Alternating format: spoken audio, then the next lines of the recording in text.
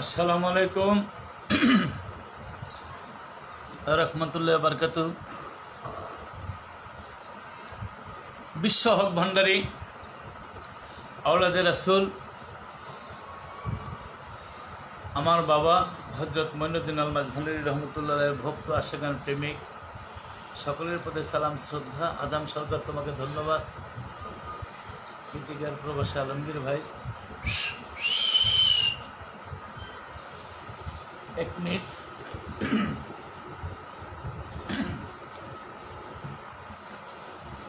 এটা ক্লিনার দিয়ে পরিষ্কার করে দেবো। আসসালামু আলাইকুম। ওয়ালাইকুম সালাম। ধন্যবাদ সকলকে। গতকাল মা বাবা নিয়ে আলোচনা করেছি, অনেক আলোচনা হয়েছে। আজকে স্বামী স্ত্রী বিষয় নিয়ে আলোচনা করব। স্বামী স্ত্রী সকল কাজ নষ্ট করার মিস্ত্রি। তবে এই স্ত্রীটা যখন অর্ধাঙ্গিনী হয়ে যাবে তখন দেখবেন আপনার সর্বাঙ্গিক অর্থাৎ আপনার সংসারের একটা গান শুনছিলাম না, আমায় যদি তুমি বন্ধু বলো কিছু জ্বালা আমাকে দাও, তখন তিনি সংসারের সুখ দুঃখ স্বামীর পাশাপাশি তার মাথায় তুলে নেবে। আমি যদি মা খাদিজাতুল কুবরা, আমার মা খাদিজাকে নিয়ে প্রথম শুরু করি। আমার নবী ছিল স্বামী, মা খাদিজা তার স্ত্রী। কি যে মহব্বত ছিল! মা খাদিজার অঢাল সম্পদ ছিল, নবীর দুই হাতে দান করেছে, কোনোদিন মানা করে নেই।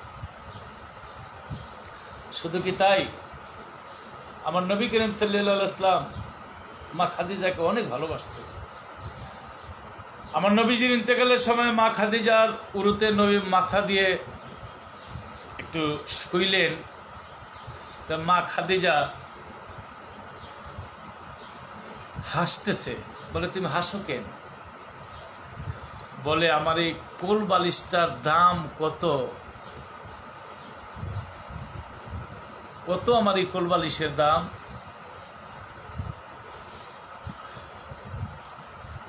যেই কোল বালিশের মধ্যে আমার নবীর মাথা রেখেছে, আবার একটু পরে কেঁদে ওঠেন। বলে কাঁদো কেন?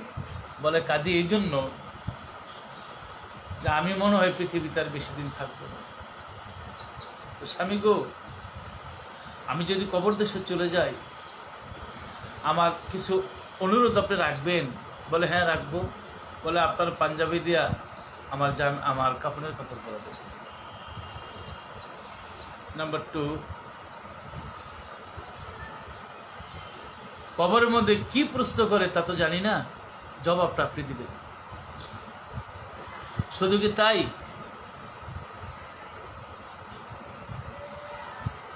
আলহামদুলিল্লাহ আবু খাদিজ সাহেব মা খাদিজার দরবার জিয়ারত করেছে, শুকরিয়া আল্লাহর কাছে। স্বামী গো, কবরের প্রশ্নের জবাব আপনি দিবেন? বলে হ্যাঁ আমি প্রশ্নের জবাব দিব।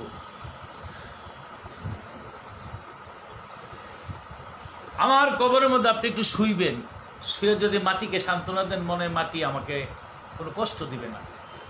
আমার নবী বলেন ঠিক আছে, আমি তোমার 3টা কথা রাখলাম। আচ্ছা আপনাদেরকে প্রশ্ন করি, আসলে নবীর জুব্বা প্রথম কি পেয়েছে? অনেকে জানি আমরা ওয়াশ করিনি, নবীর জুব্বা পেয়েছে আলহামদুলিল্লাহ, কিন্তু নবীর প্রথম জুব্বাটা পেয়েছে মা খাদিজা। মেরাজ থেকে এসেছে, আল্লাহর সাথে দিদার করে ওই জুব্বাটা পেয়েছে হযরত মাওলা আলী করিমুল্লাহ ওয়াজহু।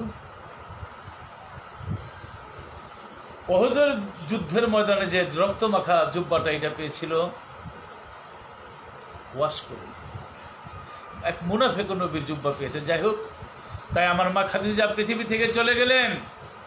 আমার নবীর প্রথম জুব্বাটা, যে জুব্বাটা দিয়ে জিবরাইলের সাথে আলিঙ্গন করেছিলেন, রাব্বি জিদনি ইলমা, ওই জুব্বাটা দিয়ে মা খাদিজাকে দাফন কাফন করলেন। এবং কবরের মাটির উপর গিয়ে শুয়ে বললেন, কবরের মাটি, এতদিন খাদিজা ছিল আমার বুকে, আজ থেকে চলে গেছে তোমার বুকে, আমার খাদিজাকে কোনো কষ্ট দিও না। নাম্বার 3, সবাই মাটি মঞ্জিল করে চলে গেছে, কিন্তু আমার নবী যায় না। আল্লাহর জিবরাইল এসে বলে, নবী আপনি বাড়িতে চলে যান। বলে আমার একটা কাজ বাকি আছে। বলে কি কাজ?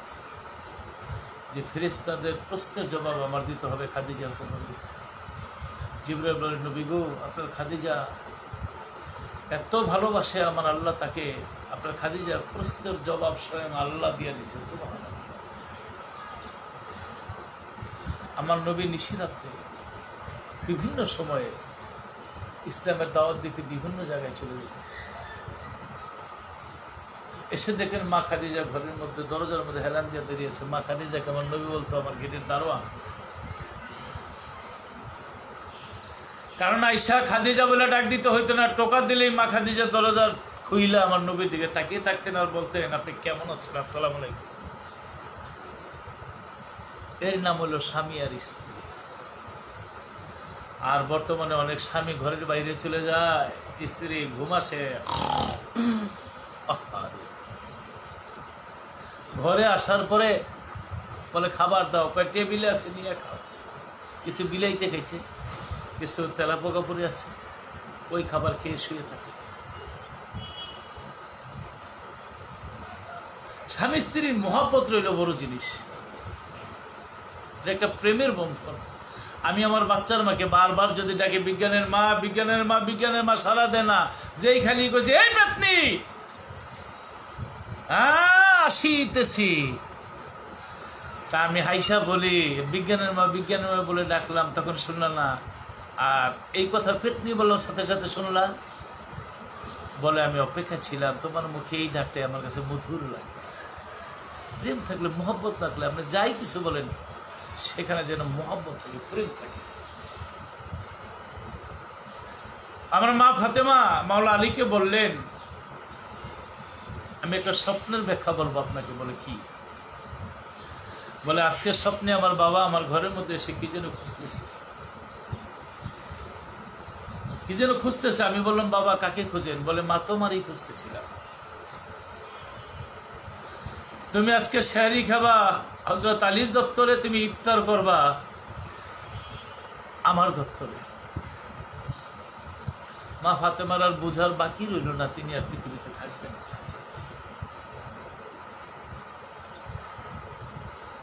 তাই মা ফাতেমা মাওলা আলীকে বললেন, আমি ইন্তেকালের পরে আমার জানাজার জন্য কাউকে বলবেন না। মাওলা আলী বলেছিল, তুমি নবীর নন্দিনী, তোমার জানাজার মধ্যে লক্ষ লক্ষ লোক হবে, আমি কেন বলবো?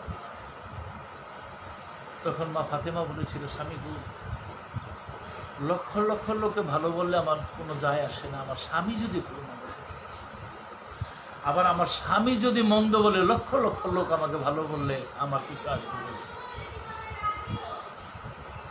কত চমৎকার কথা! লক্ষ লক্ষ লোকের ভালোবাসা আমি চাই না, আমার স্বামী যাতে আমাকে ভালো বলে।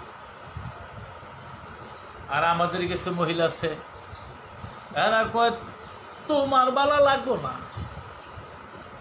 ওই দেখো মানুষ আমার জন্য সিন্নি করে, আমার কত ভালোবাসে, তোমার বালা লাগতো না। এই কথা যারা বলে আল্লাহ অসন্তুষ্ট হয়ে যায় তাদের উপরে। করোনার উপর নসিহত সবাই দোয়াটা পড়েন, আল্লাহুম্মা ইন্নী আউযু বিকা মিনাল বারাসি ওয়াল জুনুনি ওয়াল জুজুমি ওয়া মিন সাইয়্যিল আসকা। ইনশাআল্লাহ করোনা থাকবে না। আলহামদুলিল্লাহ, তরিকার দৃষ্টিতে আমার তরিকার ভাই, ধন্যবাদ আপনাকে। এখন আমি যেটা বললাম, মা ফাতেমা বলেছিল আপনি আমার লাশটা, আপনি থাকবেন। কোনো কোনো মতে বলে হাসান হোসেন ছিল, আবু যর গিফারি ছিল, কোনো কোনো মতে বলে মাওলা আলী নিজে একাই ছিল। চলো মিয়া, আপনি তো আমার বন্ধু, বন্ধু হয়ে যেত অনেক কিছু বলতে পারেন। ধন্যবাদ আপনাকে।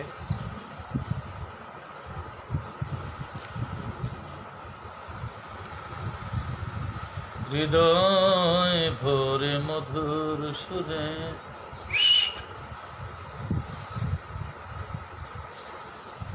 গাও মোহাম্মদ সাল্লাল্লাহু, হৃদয় ভোরে মধুর সুরে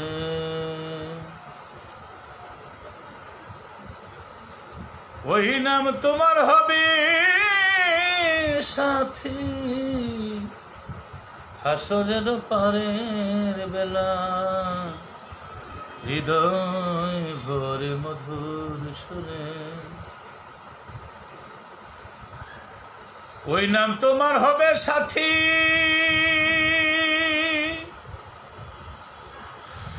আধারে জ্বলিবে বাতি, ডাকো ওই নাম দিবারাতি। ইয়া মোহাম্মদ হাবিবাল্লাহ, হৃদয় ভরে মধুর সুরে। তাই মা ফাতেমাকে আমার নবী নিজে, আমার মাওলা আলী নিজেই জানাজা করেছিল। তার বলেছিল স্বামীকে ওই জায়গায় আমার লাশটা রাখবেন যে জায়গার মধ্যে একটা সবুজ বাতি জ্বলবে। আল্লাহর তরফ থেকে একটা সবুজ বাতি এসেছিল, সেই জায়গায় মা ফাতেমার দেহ মোবারক রেখেছিল। কিন্তু মা ফাতেমার দেহ মোবারক কোথায় আসলে কেউ বলতে পারবে না। মাকে আল্লাহ নিজেই গোপন করে দিয়েছে। বাউল নজরুল সাহেব, ধন্যবাদ। স্বামী স্ত্রী যে বিষয়টা দেখেন, আইয়ুব নবীর 11 জন বিবি ছিল। কোন কোন মতে বলে 4 জন, কোন কোন মতে বলে 11 জন। 11 জনের মধ্যে লাস্টে যিনি বিয়ে করেছিল নাম তার রহিমা বিবি, তিনি ছিল বাদশার মেয়ে। এই বাদশার মেয়ে হয়েও তিনি আইয়ুব নবীর ঘরের মধ্যে এসেছেন। কিন্তু আইয়ুব নবী অনেক সুখে শান্তিতে ছিলেন। বাদশাহী পেয়েছে, আবার আল্লাহর নবুয়ত পেয়েছে।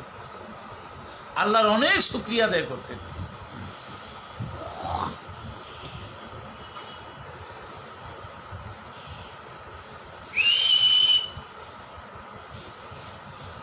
সৌদি আরব থেকে বলছি। কেমন আছেন দাদা? ইনশাল্লাহ ভালো আছে।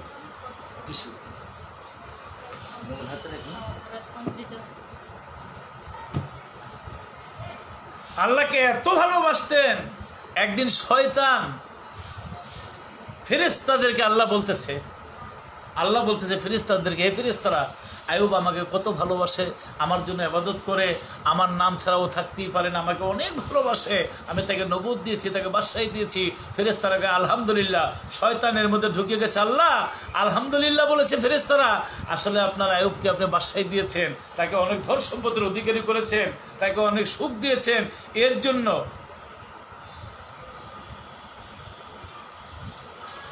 জন্য সে আপনার শুকরিয়া করে, তাকে কষ্টে ফেলেন, আপনাকে ভালোবাসবে না।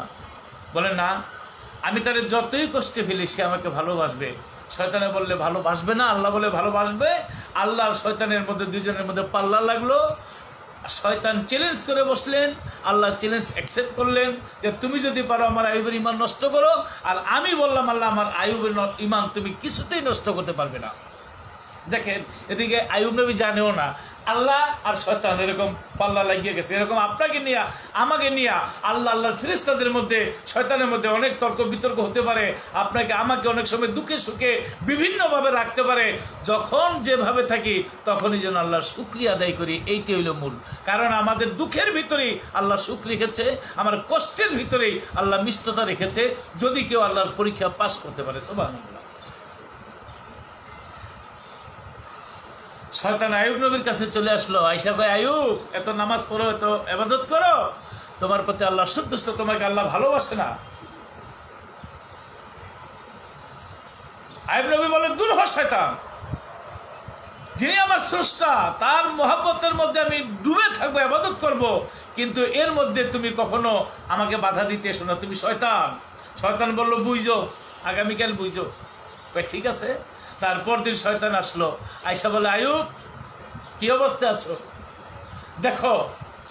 আর কিতাব বলে তারপর দিন তার 30,000 ওট ঘোড়া গাধা মরে গেছিল। দেখো তোমার উপর কি গজব দিছে আল্লাহ, ওট গাধা ঘোড়া মরে গেছে। বলে, দূর শয়তান, মালিক আমারে দিছে, মালিক নিছে, তাতে তোর কি। তারপরের রাত্রে আবার আইয়ুব নবী ঘুমাইছে, ঘুম থেকে উঠে থেকে 70,000 হাঁস মুরগি মারা গেছে। শয়তান বলে, আমি বলছিলাম তোমার উপর আল্লাহ সন্তুষ্ট, তোমার উট গাধা ঘোড়া সব মারা গেছে। লেডিকে ধন্যবাদ, আনোয়ার তোমাকে ধন্যবাদ, আর সকলকে ধন্যবাদ।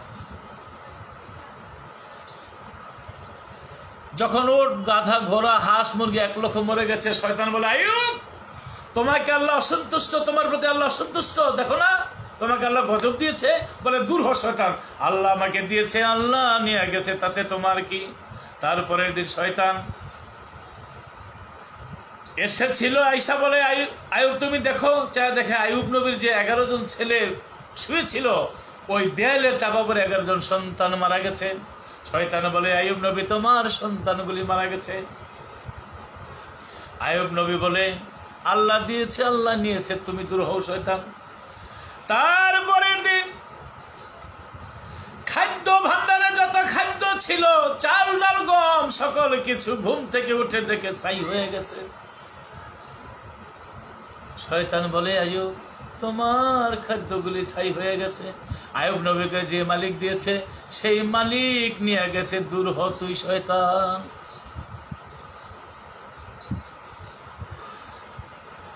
তাই এগুলি যন্ত্রপাতি দিয়ে গাইলে গান হইতো, যন্ত্র ছাড়া গাইলে ওয়াজ হয়ে যায়। আপনারা ওয়াজ শোনেন, কারণ আজকাল তো ওয়াজের মধ্যে খালি গিলানি, একটার মধ্যে ঢুকে খালি মানুষের বদনাম করে।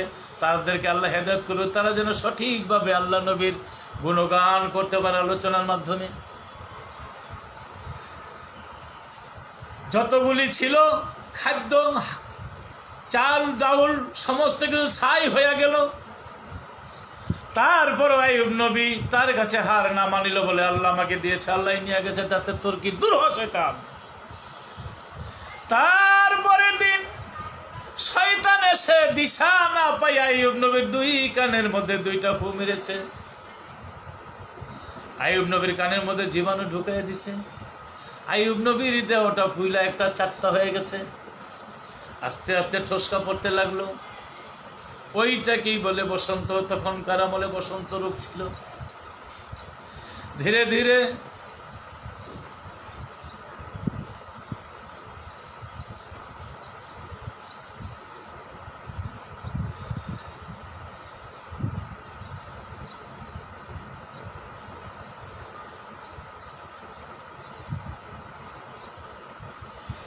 এদিক দিয়ে আইয়ুব নবী দিনে দিনে ঠুসকা পরে পরে বোকা হয়ে যায়। আর শয়তান এলাকাবাসীকে বলে দিয়েছে আইয়ুব নবীর গায়ে কিরা হয়েছে, আইয়ুব নবীর গায়ে কিরা হয়েছে। আইয়ুবের টাকা গেছে, ধন গেছে, সম্পদ গেছে, সকল কিছু ধন সম্পদ ছাই হয়ে গেছে। বলে আল্লাহ তার প্রতি অসন্তুষ্ট হইয়া গেছে, তোমরা তাকে রাজা বলে মানিও না। সে যদি এলাকার মধ্যে থাকে তার গায়ের এই জীবাণু তোমাদের গায়ে হতে পারে।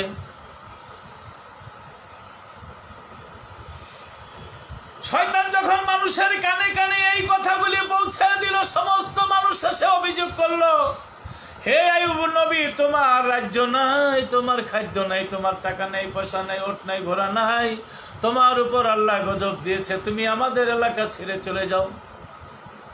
আইয়ুব নবীর 11 জন বিবি ছিল। আমার মা বোনেরা একটু কান পেতে শুনবেন। একে একে একে একে সবাই চলে গেল, আইয়ুব নবীরে ফেলে সবাই চলে গেল। আমাদের মধ্যে অনেকের করোনা হয়, স্বামীকে ফেলে স্ত্রীও চলে যায়, শুধু একমাত্র রহিমা বিবি রয়ে গেল। এই রহিমা স্বামীর সেবা করে, সে বলে স্বামীকে ছেড়ে আমি কোথাও যাব না। আর এদিক দিয়ে গ্রামের লোকেরা বলে রহিমা রে, যদি সেবা করতে চাও তোমার স্বামীকে নিয়ে দূরে কোথাও চলে যাও।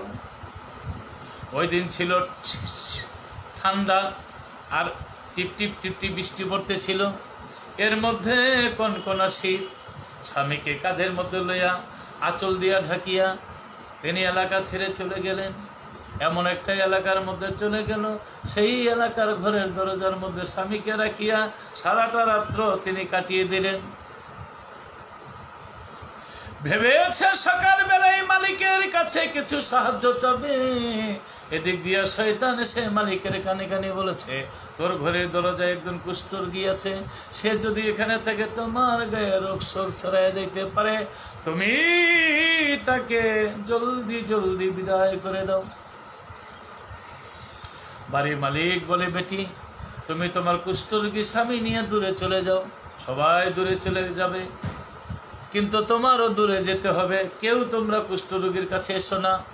এই কথা বাড়িওয়ালা বলে দিল। আর রহিমা বিবি তার স্বামীকে নিয়ে জঙ্গলে চলে গেল। জঙ্গলের মধ্যে লতা পাতা দিয়ে ছোট একটা ঘর বানাইলেন। ওই ঘরের মধ্যে স্বামীকে রেখে সারাদিন গ্রামে গ্রামে ঘুরে মানুষের বাড়ি বাড়ি কাজ করে সন্ধ্যাবেলা খাবার নিয়ে আমার তার স্বামীর কাছে চলে যায়। যাইয়া স্বামীকে গোসল দিয়া, আর রহিমার বড় বড় চুল ছিল, ওই চুলে ধরে আইয়ুব নবী উঠতে পারতো না, উঠতো আর বসতো।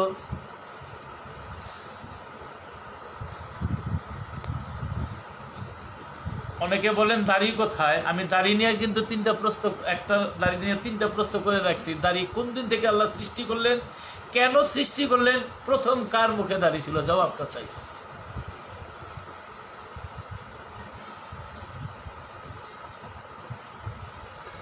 উত্তরটা আমি এখনো পাই নাই, দেখি রোজার 1 মাসের মধ্যে জবাবটা আসে কিনা, তারপরে আপনারা প্রশ্ন করেন। ধন্যবাদ। দাঁড়িয়েও রাখতেছি আলহামদুলিল্লাহ।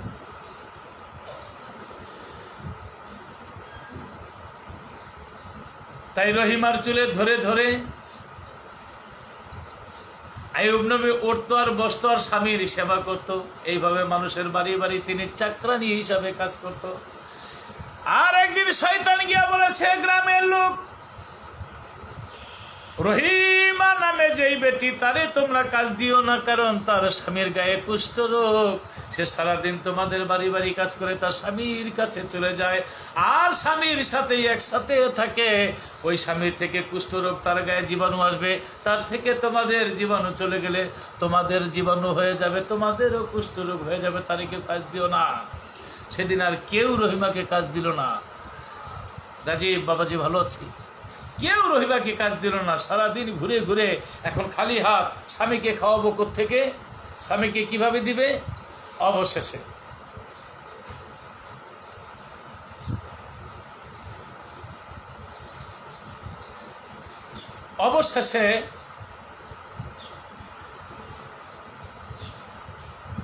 আপনারা খালি ওয়াজ শুনতে থাকেন, বেশি কমেন্ট না করে। অবশেষে তিনি রাস্তা দিয়ে যাইবার সময় দেখে একজন দোকানদার, এই দোকানদারকে বললেন, আমাকে কিছু চাউল ডাল বাকি দেবেন। অথচ শয়তানি দোকান দিয়ে বসে আছে, বলে আমার কাছে চাউল ডাউল বাকি বলতে গেলে জয় বাবা কুদ্রতলী শাহ জয় বহরসা, যে আমার কাছে চাউল ডাল নিতে হইলে তোমার মাথার মধ্যে সুন্দর সুন্দর চুল বন্ধক দিতে হবে। অবশেষে মাথার চুল বন্ধক দিয়া তিনি খাবার নিলেন, কারণ মাথার চুলের সাথে আমার স্বামীর আহার সবচেয়ে বড়, স্বামীর সেবা করবো, আমার চুল বড় না। তাই তিনি চলে গেলেন খাবার নিয়ে স্বামীর কাছে গিয়া। আর এদিক দিয়ে শয়তান বলেছে, আইয়ুব তোমার সকল স্ত্রী তোমাকে ছেড়ে চলে গেছে, তুমি মনে করছো রহিমা সতী। রহিমা গ্রামের মধ্যে গিয়া এমন কিছু কাজ করেছে, অসামাজিক কাজ করেছে, তাকে ধরে মানুষ মাথার চুল কেটে দিয়েছে। তাই কথা শুনে রহিমা বিবি খুব আইয়ুব নবী কষ্ট পেলেন, বলেন আল্লাহ আমার রহিমা যদি এরকম অন্যায় করে, আমি তার গায়ের মধ্যে 100 দোররার বাড়ি মারব। আর এদিকে রহিমা স্বামীর কাছে চলে গেছে, খাবার দাবার পাক করে বলে, স্বামী গো আমি আপনার জন্য খাবার এনেছি। আইয়ুব বলে, রহিমা রহিমা রহিমা আমারে আল্লাহ কুষ্ঠ রোগ দিয়েছে, রাজ্য নিয়েছে, ঘর সংসার সবই নিয়েছে, আমার 11 জন পুত্র নিয়ে গেছে, আমার কোনো আফসোস নাই, কারণ আমার আল্লাহ দিয়েছে, আল্লাহ নিয়ে গেছে, আল্লাহ আমাকে পরীক্ষার মধ্যে ফেলেছে।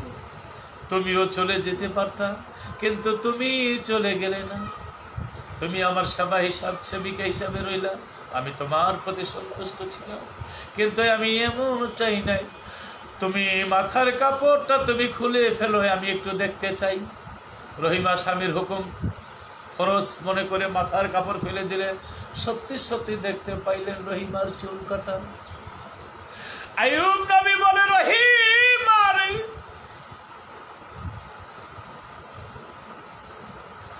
আল্লাহ আমার বাড়ি নিচে ঘর নিচে রাজ্য নিচে নবুয়ত দিয়েছে, সব নিয়েছে, কিন্তু আল্লাহ তো আমাকে নবুয়ত দিয়েছে, আল্লাহ আমাকে ভালোবেসেছে, হয়তো পরীক্ষায় ফেলেছে, তাই বলে তুমি কি আমাকে অসামাজিক কাজ করে আমাকে খাওয়াবে? আমি কি এইটাই তোমার কাছে চেয়েছিলাম? প্রয়োজনে আমি অনাহারে অর্ধারে পড়ে থাকতাম, যেই প্রভুর গোলামি করি তার যদি মায়া লাগতো, দয়া লাগতো, জান্নাত থেকে সে খাবার পাঠিয়ে দিত। তুমি কেন এই কাজটি করলে? তুমি কেন এই অসামাজিক কাজ করলে? রহিমা বলে, মাওলা গো, একটা রুগীর সাথে ভালো লোক থাকলে রুগী হয়ে যায়। কোন কোন লোকের মুখে শুনেছে 18 বছর, কিন্তু আমি কিতাবের মধ্যে পেয়েছি 22 বছর তিনি স্বামীর সেবা করেছেন, জিহ্বা দিয়া পর্যন্ত শরীরটা পরিষ্কার করে দিয়েছে, কারণ কাপড় লাগাইলে ব্যথা করে, এমন কিরা জিহ্বা দিয়া স্বামীর শরীর পরিষ্কার করেছে। আর সেই রহিমা বলে, আল্লাহ গো, আমি 18-22 বছর আমার স্বামীর সেবা করেছি, কষ্ট করেছি, আমি চাকরানি হিসাবে মানুষের বাড়ি বাড়ি কাজ করেছি, আমি বাড়ি ছেড়েছি, ঘর ছেড়েছি, বাবা ছেড়েছি, মা ছেড়েছি, আমার কোনো দুঃখ নেই, কিন্তু আমার স্বামী যদি আমাকে অসতী বলে তাহলে আমি মুখ দেখাবো কেমন করে? লালন সাজির গান আছে, লালন সাজি বিনয় করে শিরার সাজির পায়, স্বামী মানিলে নালিশ করি কোন জায়গায়, স্বামী মোর প্রাণপতি, কি দিয়ে রাখবো রতি, কেমনে হব সতীর চরণে। আল্লাহ তুমি রাব্বুল ইজ্জত, আমার ইজ্জতের ভার আমি তোমার উপর ছেড়ে দিলাম। আল্লাহ বলে, ইবলিস শয়তান, আমি তোমাকে আর সুযোগ দিব না, কারণ আমি তোমাকে অনেক সময় দিয়েছি, ইতিমধ্যে আমার আয়ুবকে তুমি অনেক কষ্ট দিয়েছ, কিন্তু আমার আয়ুবকে তুমি পরাজিত করতে পারো না। তুমি আমার সাথে চ্যালেঞ্জ করেছো, তোমাকে আরো সময় দিতাম আমি, কিন্তু এখন আর দিব না, কারণ আমার নাম রাব্বুল ইজ্জত। আজকে যদি রহিমা স্বামীর কাছে কলঙ্কিত হয়ে যায়, আমার সেই নামের কলঙ্ক হয়ে যাবে। তাই আয়ুব নবীকে ডেকে বলেন, আল্লাহ আয়ুব, তুমি কি শয়তানকে চিনতে পারো না? তোমার যিনি ধোঁকা দিয়েছে রহিমা সম্পর্কে, সেটা শয়তান। আর রহিমা তোমার জন্য বাড়ি বাড়ি কর্ম করে চাকরানি সেজে তোমার জন্য খাবার এনে তোমাকে খাইয়েছে, সেই রহিমার প্রতি তুমি ভুল বুঝিও না। তার মাথার চুল বন্ধক দিয়ে স্বামীর জন্য খাবার এনেছে। আইব নবী বলে, মাওলা আমি যে প্রতিজ্ঞা করে ফেলেছি 101টা দৌড়াবাড়ি মারবো, বলে 101টা কাঠি চিকন চিকন একসাথে নিয়ে একটা মুষ্টি করে রহিমার গায়ের মধ্যে ছোঁয়া দাও, আমি আল্লাহ কবুল করে নিব। আল্লাহ কবুল করে নিলেন। আল্লাহর জিব্রাইল চলে এসলো, পায়ের ঘুরমুড় দিয়ে যাতা করলেন, 2টা ছিদ্র হয়ে গেল, একটা দিয়ে ঠান্ডা পানি আসে, একটা দিয়ে গরম পানি আসে, আল্লাহর কুদরতি পানি।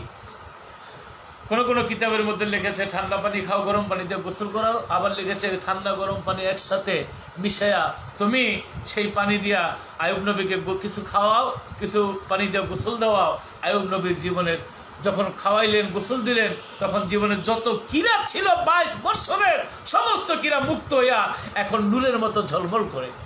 আচ্ছা, একটা প্রশ্ন যদি করি তরিকা মতে, আমার তরিকার ভাই বোন অনেক আছে, যেই পানি 18 বছর 20 বছর তারে কিরাই খাইলো, কোনো ঔষধে কাজ করলো না, আর জিবরাইল আলাইহিস সালাম পায়ের গুরুমুড়িতে জমিনিতে যাতা দিলেন, সেখান থেকে তো একটা গরম পানি বেরিল, একটা ঠান্ডা পানি বাহির হয়ে আসলেন, সেই পানি খাওয়ানোর সাথে সাথে সমস্ত রোগ মুছে গেল।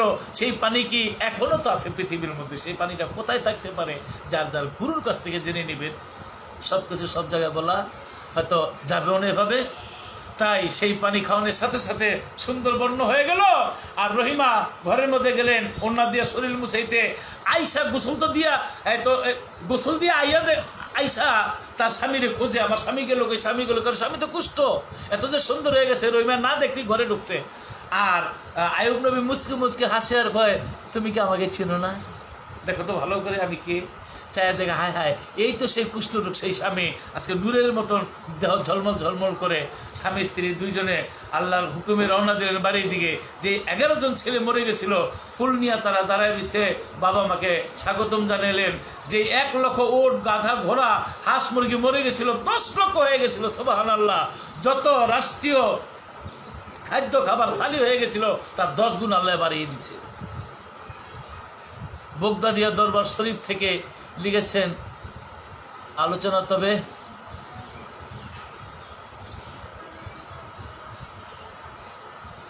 আলহামদুলিল্লাহ, আলহামদুলিল্লাহ, বগদাদিয়া দরবার শরীফের প্রতি প্রেম ও ভক্তি, সকল দরবারের প্রতি প্রেম ও ভক্তি। কেন বললাম? আজকে স্বামী স্ত্রী আলোচনা নিয়ে বসেছি, তাই মা ফাতেমার কথা বললাম, মা খাদিজাতুল কুবরার কথা বললাম, এবং এই রহিমা, হায় হায়, স্বামীর সেবা করলেন। কিভাবে সেবা করলেন? 20 থেকে 18 বছর যেই সেবায় স্বামীর সাথে যেই চ্যালেঞ্জ হয়েছিল, শয়তান হেরে গেছে, স্বামী জিতে গেছে ঠিকই, কিন্তু স্বামীর পাশে সদা সর্বদা একটা লোক আল্লাহ নিযুক্ত করে রেখেছিল, সেই ব্যক্তি হল রহিমা। তবে এই স্বামীও আছে, স্বামীর সেবা করেছে। আবার আসিয়ার স্বামী ছিল ফেরাউন, ওটা ছিল স্বামী নামের আসামি। ফেরাউন বলতো আমাকে খোদা বলে স্বীকার করো। আসিয়া বলেছে না, যিনি আমাকে সৃষ্টিকর্তা, সৃষ্টি করেছে তিনি আমার খোদা। তাই ফেরাউন, এই ফেরাউনের এলাকার মধ্যে অনেক ঘটনা, 400 বছর তিনি রাজত্ব করেছে। এই হারামজাদার একটা জ্বর, ঠান্ডা, মাথা ব্যথা, পাতলা পায়খানা কিছুই হয়নি। একদিন ফেরাউন তার সৈন্যদেরকে বলতেছে, মারওয়ান তার যেটা, যে আমি মনে হয় খোদা রে। কয় কেন? কয় 400 বছর হয়ে গেল, আমার জ্বর, ঠান্ডা, মাথা ব্যথা হয় না, আমি আজও যদি মরি না, আমার 200-300 বছরের মতো হয়ে গেল, আমি মনে হয় অনেক বছর বাঁচবো, মনে হয় আমি খোদা। তখন সবাই বলছিল, আপনি যে খোদা এই কথা বললে তো সবাই স্বীকার করবে না, আপনারা কমেন্ট করেন, আমি ওদিকে চাইবো কম, আমি বলতে থাকি, কারণ ওদিকে খেয়াল করলে আমার ভাবটা নষ্ট হয়ে যায়। তখন হাম্মান ওরে বুদ্ধি দিল যে আপনি খোদা, আপনার খোদা তো সবাই স্বীকার করবে না, আপনি এক কাজ করেন, সকলকে দাওয়াত করেন, মন্ত্রী, মিনিস্টার, এলাকার গণ্যমান্য লোক, সবার সামনে একটা করে আস্তা খাসি কাবাব বানাই দেন, 1 বোতল করে মদ দেন, মদ খাইয়া, খাসি খাইয়া, তখন নেশা অবস্থায় আপনি যা বলবেন ওরা তাই শুনবে। ধন্যবাদ আসাদুজ্জামান বাদল ভাই, সবাই কমেন্ট করেন, আমি কমেন্টগুলো পরে দেখবো। ধন্যবাদ সকলকে। তাই আস্ত খাসি দিলেন, মদ খাইলেন, খাওয়ার পরে ওখানে সবার সামনে পরিচয় দিলেন আমি খোদা। সবাই নেশা অবস্থা বললো হ্যাঁ আপনি খোদা। সবাই যায় আর কয় আসসালামু আলাইকুম খোদা আলাইহিস সালাম, আসসালামু আলাইকুম খোদা আলাইহিস সালাম, এইভাবে ফেরাউনকে সালাম দিয়া যায়। তাই সবাই তারে মানে, কিন্তু আসিয়া মানে না, ঘরের স্ত্রী। কেন? আসিয়া ছিল আল্লাহর সতী সাধ্বী প্রেমিকা, আল্লাহর ইবাদতকারী। তিনি বলে না, তুমি স্বামী হইতে পারো, তুমি কোনো খোদা হইতে পারো না। তুমি যদি স্বামী হইতা, ফেরাউনের নাকটা লম্বা ছিল, তোমার দেহটার এই নাকটাই তো তুমি ঠিক মতো বানাইতে পারলে না। তুমি খোদা হলে তো তুমি নাকটাই ঠিক মতো বানাইতা, তুমি খোদা না।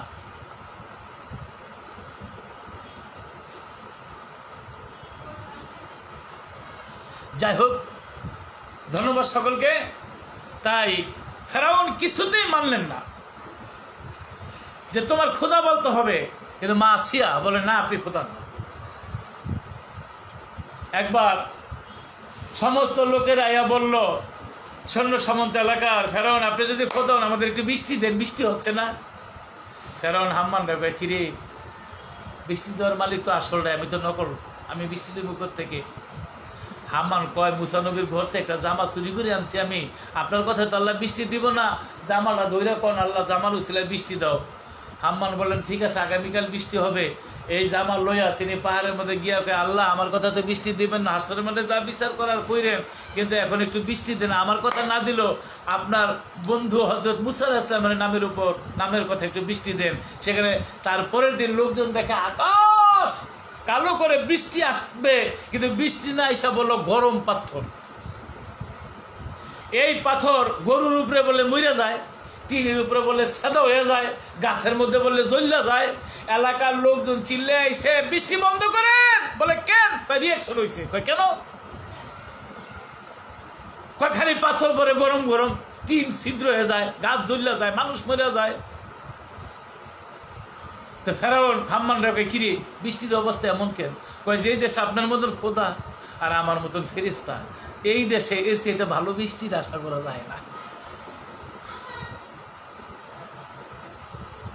তাও মূর্খ খোদারা তারা খোদা বলে, কিন্তু আসিয়া বলে না, আসিনা বলে না বিধায় তারে বুকের মধ্যে পাথর চাপা দিয়েছে অন্ধকার প্রকোষ্ঠে। তারপরও তিনি বলেছেন না, একমাত্র যিনি আমাকে সৃষ্টি করেছে তিনি আল্লাহ, তুমি খোদা না। অনেক কষ্ট দিয়েছে। শেষ পর্যন্ত আসিয়াকে ছাদের উপর নিয়ে গেছে, ছাদের উপর নিয়ে এইভাবে শোয়াইছে।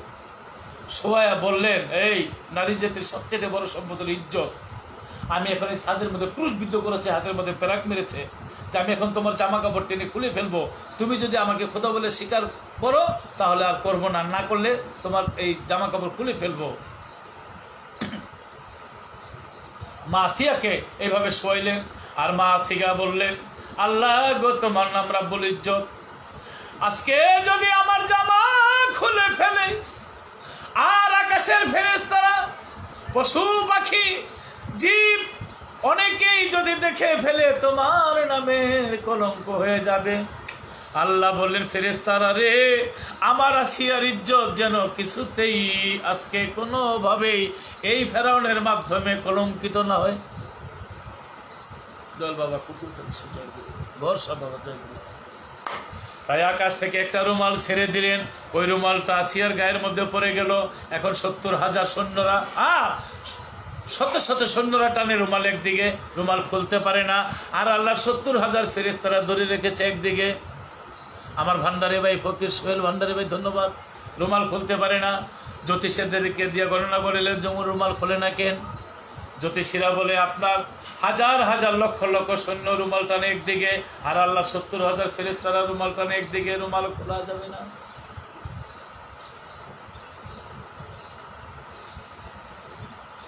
আসিয়া বলে, প্রভু গো, তোমার কাছে আমি ইজ্জতের ভার ছেড়ে দিয়েছি। আর আল্লাহ বলে, ইজ্জতের ভার রক্ষা করার দায়িত্ব আমি নিশ্চিন্তায় তোমার কাছে ওয়াদা করিতেছি, রুমাল খোলে না। আর এদিক দিয়ে ফেরাউন বলে, রুমাল খোলে না কেন? যার জন্য খোলে না, ফেরেশতারা ধরে রেখেছে। আমি এই রুমাল, আমি আগুনে রুমাল সহ আসিয়ারে পুরে পুরে সাই সাই করে ফেলবো। বড় কড়াইয়ার লইলেন, ওই কড়াইয়ের মধ্যে অনেক শত শত তেল ঢালিয়া দিলেন। আর ওই তেল গরম টকবকা হইলেন, যে রুমাল খোলে না, আমি আসিয়ারে রুমাল সহ তেলের মধ্যে ভাজা ভাজা করে ফেলবো। রাখে আল্লাহ, মারে কে? আর আসিয়াকে তেলের মধ্যে ছেড়ে দিবেন বলে আর আসিয়াকে ধরে আনলেন। আসিয়ারে এখনো সময় আছে, তুই কথা বলে স্বীকার কর। আসিয়া বলে, না, আমার আল্লাহ একজন। আর আসিয়া বলে, মাওলা গো, আমাকে তো আমার স্বামীর তেলের মধ্যে ছেড়ে দিবে। আল্লাহ বলে, আসিয়ারে, তুমি কি কিছু চাও? তোমার প্রতি আমি সন্তুষ্ট হয়ে গেছি।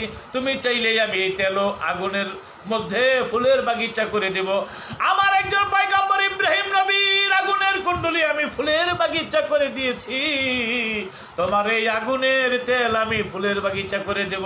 আসিয়া বলে, মাওলা গো, যতদিন আমাকে পৃথিবীতে রাখবেন আমার স্বামী আমাকে মারতেই থাকবে। আল্লাহ বলে, ও যার পয়গম্বর, তাকে 100 বার মেরেছিল, আমি 100 বার তাকে জিন্দা করেছি। চাইলে তোমাকেও আমি ফুলের বাগিচা করে তোমাকে আমি অমর করে রাখবো। আসিয়া বলে, যতদিন থাকবো ও তো আমার স্বামী নামের আসামি, আমাকে কষ্ট দিতেই থাকবে, তার চাইতেই আমাকে আপনি তুলে নেন। একটা গান আছে এখানে, দেওয়ান খালিদ দেওয়ান সাহেবের, আমার অল্প বয়সে হইলাম নারী, জনম গেল বাপের বাড়ি, স্বামীকে ধর দেখলাম না চাহিয়ারে, বন্ধুরে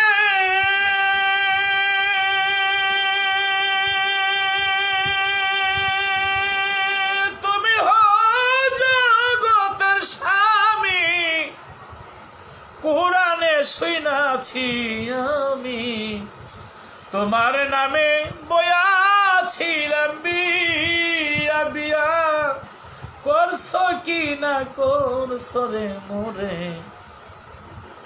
আমি কান্দি আমার তরে, পাই না তোমায় ত্রিজগৎ খুঁজি যারে। খালিদ সাহেবের চমৎকার গানটি, যে মাওলা গো, তুমি তো জগতের স্বামী, আমারে তোমার কাছে তুলে নিয়ে যাও। যখন তেলের মধ্যে ফেলবে তখন আমার আল্লাহ বলেছিলেন, আসিয়া, তোমার আর কিছু চাওয়ার আছে? বলে, আমি চাই। বলে, কি? বলে জান্নাতের মধ্যে আমার জন্য একটা ঘর তৈরি করেন। বলে সুবহানাল্লাহ। আল্লাহর জান্নাত এই পৃথিবীটা বিক্রি করলে একটা জান্নাতের শিকের সমান হবে না, কিতাব বলেছে। আর তারপরও আসিয়া বলেছে জান্নাতের ভিতরে আমার জন্য একটা ঘর তৈরি। জান্নাত তো জান্নাতি, তার ভিতরে আরেকটা জান্নাত। পবিত্র কোরআন সূরা তাহরিমের মধ্যে প্রমাণ করেছে। একটি কথা, আমার নবী পৃথিবীতে 11টি মতান্তরে 13টি বিয়ে করেছে, কিন্তু নবী হাসরের বুকে জান্নাতের মধ্যে গিয়ে 2টা বিয়ে করবে, একটা মা আসিয়াকে আর একটা মরিয়ম বিবিকে। সুবহানাল্লাহ।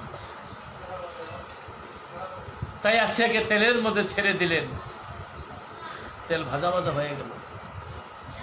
আমার নবী প্রথমে আল্লাহ নূর, 2 তবাকাসের, 3 ময়নার হাত, 4 তার 5 ময়ূরিনী, 6 আদম সবে বিক্রিফুল, 7 আব্দুল্লাহ নাসি, 8 মামিনার গর্বে, 9 ভূমিষ্ঠনী পৃথিবীতে, 10 50 বছর 2 মাস 7 দিনে চলে গেলেন মেরাজে। এই মেরাজে যাইবার সময় বোরাক নিয়ে যখন মাদায়েন শহর দিয়া যায়, তখন সেখানে বোরাককে নবী জিজ্ঞেস করেছিল এখানে একটা বেহেশতি খুশবুর গ্রাম আসে কিসের? তখন জিবরাইল আলাইহিস সালাম বলেছিল এখানে মা আসিয়াকে তেলের মধ্যে ভাজা ভাজা করেছিল, কারণ আল্লাহ তাকে পৃথিবীর মধ্যে রাখেই বেহেশতের অগ্রিম সুখবর দিয়েছিল, বিদায় তার দেহটা জান্নাতি হয়ে গেছিল। তার সেই জান্নাতি দেহ যে তেলের মধ্যে ভাজা ভাজা করেছিল, সেই তেলগুলি সহ জান্নাতের সুঘ্রাণে এখানে মেসকাম্বরের মতো হয়ে গেছে। সুবহানাল্লাহ। কেন বললাম? রহিমা স্বামীর সেবা করেছে, আবার আসিও স্বামীর সেবা করেছে, পরম স্বামী। তবে যারা স্বামী, আমরা যেন স্বামী নামের আসামি না। একটা কথা যদি বলি, স্ত্রীদেরকে মহব্বত করবেন, তাদের সাথে দুর্ব্যবহার করবেন, এই খাবার দাও, যাও, আসো, ধমকের উপর রাখবেন, দূরের উপর রাখবেন। আপনারটা তো শেষ হয়ে যাইতেছে, ওনারটা কিন্তু জমা হইতেছে। একদিন সুদে আসলে আদায় করে ছেড়ে দিব। একটা শয়তান, এটা হলো আমার মন বলে আর কি, একটা শয়তান যদি একটা সেকেন্ডে 70,000 পেঁচ লাগাইতে পারে, একটা নারী একটা সেকেন্ডে 70,000 পেঁচ লাগিয়ে ছেড়ে দিতে পারে। তাই ঘরের স্ত্রী, তারে আপনি আদর দিবেন, সোহাগ দিবেন, প্রেম দিবেন, ভালোবাসা দিবেন, তার থেকে আপনি ভালো জিনিস পাবেন, গিভেন টেক যেমন দিবেন তেমন পাবেন। তাই নারী পৃথিবীর মধ্যে যারা আছে, মা হাওয়া যদিও গন্ধম খেয়েছে জান্নাতের মধ্যে, গন্ধম খেয়ে গুনাহগার হইলে বাবা আদম দুনিয়ার মধ্যে আসবে। আসার পরে মা হাওয়ারে দেখা একটা দৌড় মারছিল, এবং যে অধ্যায় মা হাওয়ার সাথে দেখা হয় 300-350 বছর কষ্টের পরে দেখা তো হয়েছে। আল্লাহকে আদম তুমি দৌড়াও কেন? বলে আল্লাহ যার জন্য আমি এত কষ্ট পাইলাম, বিতাড়িত হইলাম, আমার সামনে পড়ছে। আল্লাহ বলে তোমার জন্যই তার সৃষ্টি করছে, তুমি দৌড়ে না, তুমি তার ঘরে তুলে নাও।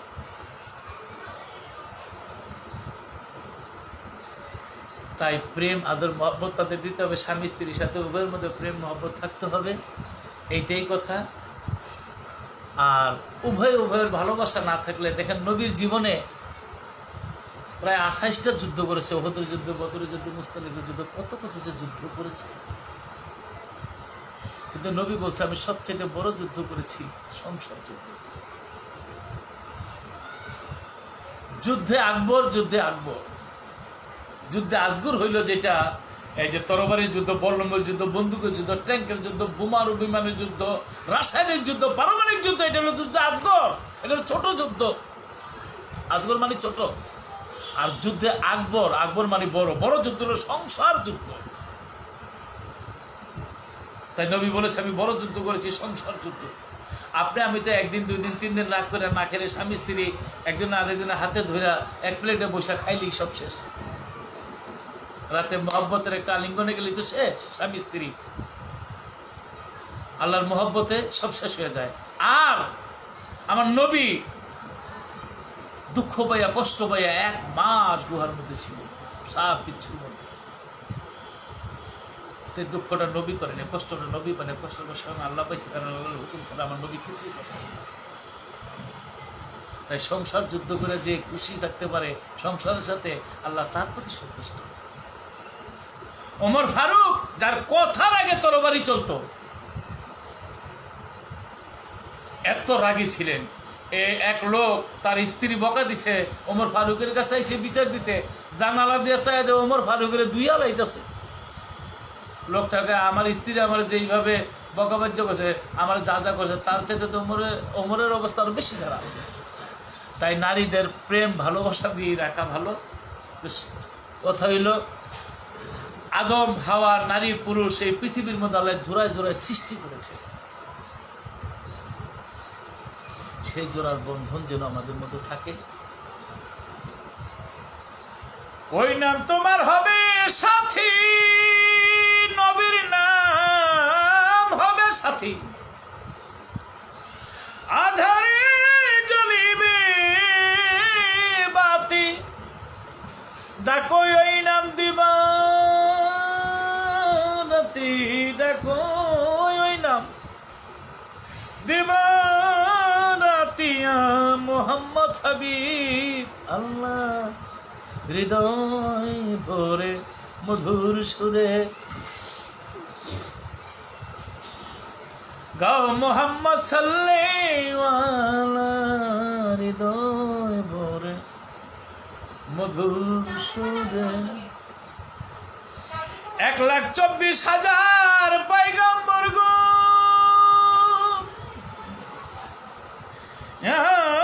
নফসি জপিবে যখন, হাবলি উম্মতি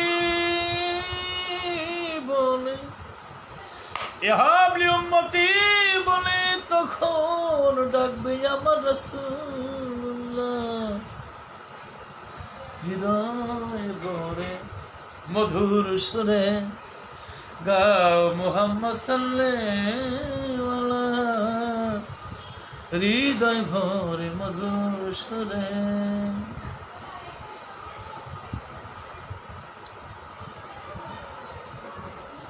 সাধক রাজ্য কাঁদে নবীর প্রেমে, প্রেমে প্রেমে প্রেমে।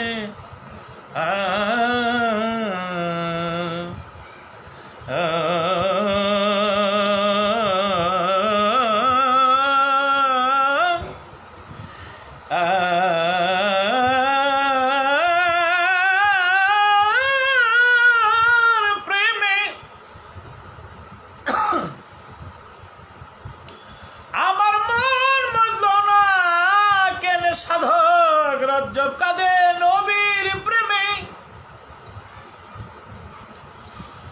আমার মন মজল না কেনে। আর কি হবে শেষের দিনে, আর কি হবে, আর কি হবে শেষের দিনে। দিন গেলে সন্ধ্যা বেলা হৃদয় ভরে মধুর সুরে গাও মুহাম্মদ সাল্লাল্লাহু হৃদয় ভরে মধুর সুরে। ওই নাম তোমার হবে সাথী, ওই নাম। তবে একটি কথা এখানে রয়ে গেছে, কোরআন শরীফের মধ্যে 4টি বিয়ের কথা জায়েজ আছে। সত্যিনের কথাটা বলি নাই, কিন্তু সৌদি, কুয়েত ওই দেশের মধ্যে বান্ধবীরা নাকি আলাপ করে, বা অনেকের মুখে শুনেছি যে একাধিক বিয়ে না করলে একজন আরেকজনে বলে তোর স্বামী কি স্ট্রং না, দুর্বল। তাদের মধ্যে খুব একটা ঝামেলা নাই। কিন্তু আমাদের বাংলাদেশে দ্বিতীয় বিয়ে করা মানে আমার আর কি মনের ভাব আর কি, ওই পুরুষটা যেমন দোজকের প্রথম সিঁড়িতে পাও ঢুকাই দিল আর কি।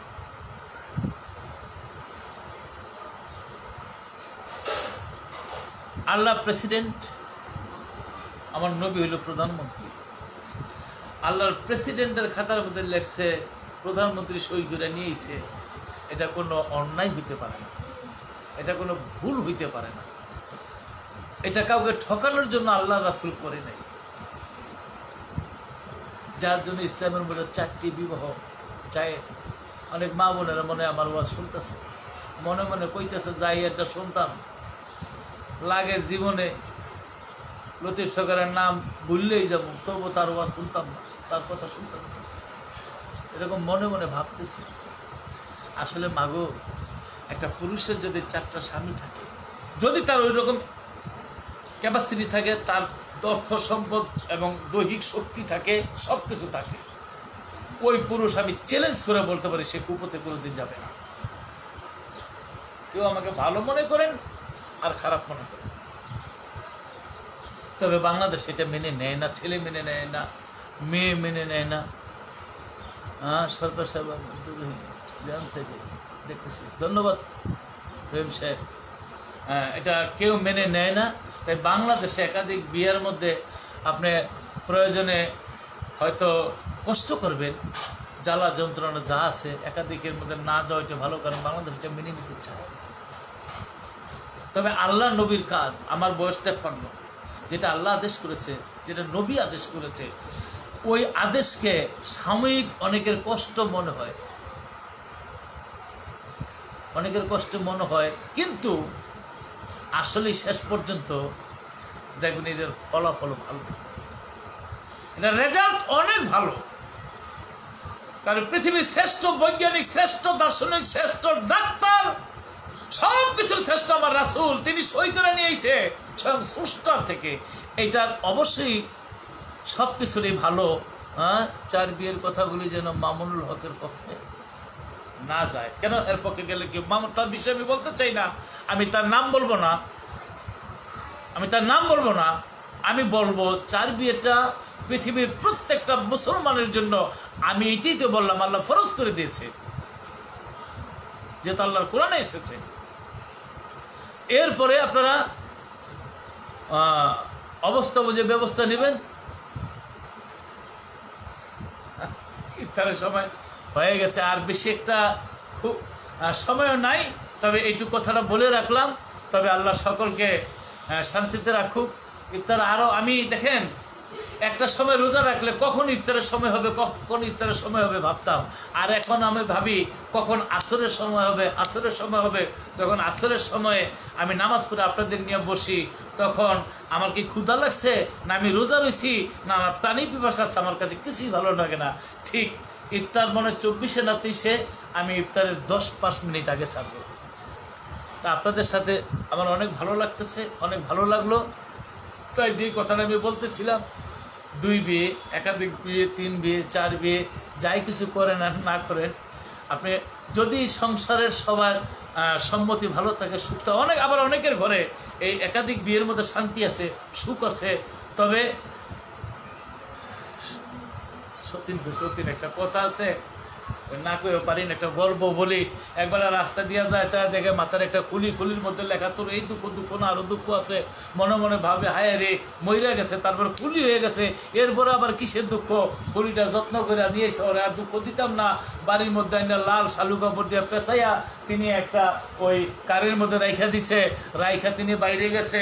ঘরের বউ একদিন ছায়া দেখে খুলি, কয় হায় হায় রে, আমার আগে যে মিনসে বিয়ে করছিল সেই সতীনের খুলি কোন জায়গায় জানি পাইয়া বাইতলে হইছে, এইটা দিয়ে জাদু করে আমার মারণের লেগে খুলি বাইতলে হইছে। এই খুলি নিয়া কাহিলের মধ্যে দিয়া, মশল দিয়া, পাড়াইয়া, ছাতু কইরা একেবারে বাতাসের মধ্যে নিয়ে উড়াই দিয়েছে। বাড়িতে লোকটা দেয়, শালু কাপড় আছে, খুলি নাই। জিজ্ঞেস করে খুলি গেছে কই, কয় নিজের খুলির খবর লও। কয় কারণ কি, কয় কোন জায়গায় আমার সতীনের কুলিটা ছিল, তুমি হ্যাঁ তুমি উড়ে আনছো আমার মাননে লেগিয়া, আমি এইটারে ছাতু করে বাতাসের লেগে উড়াই দিয়েছি। ইসকার নাম হাই সতীন। তো যাই হোক, আল্লাহ এটা গোড়া থেকে এসেছে, সৃষ্টি থেকে এসেছে।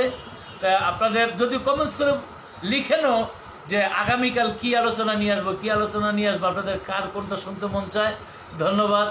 টাঙ্গাইল থেকে ফরিদ ভাই, আরও অনেকের প্রতি সালাম শ্রদ্ধা রেখে আমি মোনাজাত করছি। ধন্যবাদ সকলকে। আল্লাহু আমিন। ইন্নাল্লাহা মালাইকাতুহু ইউসাল্লুনা আলান নবী ইয়া আইয়ুহাল্লাযীনা আমানু সাল্লু আলাইহি ওয়া সাল্লিমু তাসলিমা। আস্তাগফিরুল্লাহ রাব্বি মিন কুল্লি যামবি ওয়া আতুবু ইলাইহি লা হাওলা ওয়া লা কুওয়াতা ইল্লা বিল্লাহিল আলিয়্যিল আযীম। আল্লাহ গো গোলাম অপরাধী তত্ত্ব জীবনে যেন গুনাহ না করি, তোমার দরবারে তুমি কবুল করে নাও, রহমত বর্ষিত করো। আল্লাহ গো তুমি আমাদের এই দেহটা পাপ থেকে মুছে পরিপূর্ণ করে দাও। রাব্বির হামহুমা কামা রাব্বায়ানি সগীরা, রাব্বির হামহুমা কামা রাব্বায়ানি সগীরা, রাব্বির হামহুমা কামা রাব্বায়ানি সগীরা। মাওলা গো আমাদের দাদা দাদি নানা নানি আমাদের ভাই বন্ধু আত্মীয় স্বজন অনেককে হারিয়ে ফেলেছি, কবর দেশে চলে গেছে। মাওলা গো কবরের মধ্যে 3টি প্রশ্ন করা হবে, মা রব্বুকা, আল্লাহ গো তারা যেন জবাব দিতে পারে রাব্বি আল্লাহ। 2য় নম্বরে প্রশ্ন করা হবে ও আমার দিনুকা, তোমার দিন কি, তারা যেন জবাব দিতে পারে দুনিয়াতে ইসলাম। 3 নম্বরে প্রশ্ন করা হবে নবীর প্রতিচ্ছবি দাঁড় করিয়ে মার হাজার রাজুলুনিকে, তারা যেন তরিকা মতে পীরের সুরতে, এবং তারা যেন আমার নবীর প্রিয় উম্মত হয়ে জবাব দিতে পারে হুয়া রাসূলুনি, আমাদের রাসূল।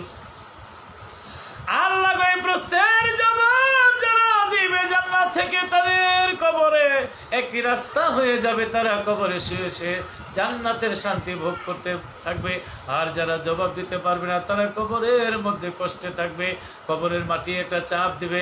কেউ যদি প্রস্রাব করে ঢিলাকুলুক না নেন, প্রস্রাবের অসতিতা করেন, চগলখুরি করেন, তখনই কবরের মাটি চাপ দিবে। দয়া করে এই কাজটা কেউ করবেন না। আল্লাহ গো তারপরে সর্বশেষে ধ্বংসন করবে কবরের মধ্যে দুজকের আগুনে মানুষের দেহটা পুড়ে পুড়ে ছাই ছাই করে দেবে, পাপীর দেহটা। আল্লাহ গো তোমাকে ভয় করি, তোমার আযাবকে ভয় করি, আমাদের সেই আযাব হতে মুক্ত করে দাও, আমাদের দারিদ্রতা মুছে দাও। আল্লাহ গো বিশ্ব সমাজ সেবা করার তৌফিক দাও। আল্লাহ গো রোগ শোক হইতে মুক্তি দাও। এই ভয়ানক করোনা ভাইরাস এই বিশ্ব থেকে তুমি তুলে নাও। আল্লাহ গো আমরা তোমাকে ভয় পেয়েছি, তুমি আমাদেরকে শাস্তি দিয়েছো। আল্লাহ ভয় পাওয়ার জন্য যে ব্যবস্থা করে দিয়েছো। আল্লাহ গো পৃথিবীর মধ্যে এত এত অস্ত্র, আল্লাহ গো পারমাণবিক বোমা, নিউক্লিয়ার বোমা, এত ট্যাঙ্ক বোমারু বিমান, এতগুলি এত শক্তিশালী পৃথিবীর মধ্যে রাশিয়া আমেরিকা, রাশিয়ার কাছে যে অস্ত্র আছে পৃথিবীর 8বার জ্বালাই দিতে পারবে। আল্লাহ গো নিউক্লিয়ার বোমা আমেরিকার মধ্যে আছে 96টি, পৃথিবী যে জ্বালিয়ে পুড়ে দিতে পারবে। কিন্তু করোনা নামক ভাইরাস কোথায় আছে? কোন গুলিতে, কোন বোমায়, কোন ট্যাঙ্ক কোনোভাবে তাকে জ্বালিয়ে পুড়ে ছারখার করতে পারতেছে না, কারো ক্ষমতা নাই। কারণ একমাত্র তুমি পাঠিয়েছো, তোমার হুকুমে এসেছে, তুমি তাদেরকে নিয়ে নাও। আল্লাহ গো তুমি রহমত না করলে কোন অস্ত্র দিয়া করোনাকে আমরা গায়েল করতে পারবো না। আল্লাহ তুমি আমাদের রোগ শোক হইতে মুক্তি দাও। তোমার পেয়ারা হাবিবের উসিলায়, তোমার কুদরতের উসিলায়, সারা বাংলার অলিয়া উলিয়া পীর মুর্শিদের উসিলায় এই ফরিয়াদ তুমি কবুল করে নাও। কালিমা তাইয়্যিবা লা ইলাহা ইল্লাল্লাহু মুহাম্মাদুর রাসূলুল্লাহ সাল্লাল্লাহু আলাইহি ওয়াসাল্লাম। আসসালামু আলাইকুম।